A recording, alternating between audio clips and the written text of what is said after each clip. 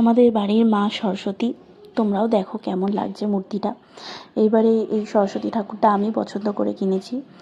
আমার মায়ের বাড়িতে পুজোটা হচ্ছে, তো আমার বাবাই পুজো করছেন। অলরেডি পুজো স্টার্ট হয়ে গেছে। ঠাকুরের প্রসাদে এবারে বিভিন্ন সবজি দিয়ে ফ্রাইড রাইস করা হবে, তো আমার বোন সেই সবজিগুলোই কাটতে বসেছে। সমস্ত প্রস্তুতি তো হয়েই গেছে, এবার ঠাকুরের আরতি করা হবে।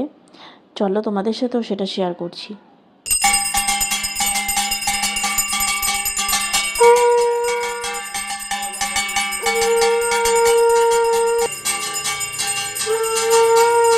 ওং ঐং শ্রী শ্রী সরস্বত্যই নমঃ।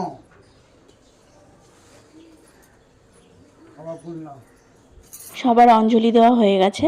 ঠাকুরকে ভোগ নিবেদন করা হয়েছিল আলুর দম, পায়েস আর ফ্রাইড রাইস দিয়ে।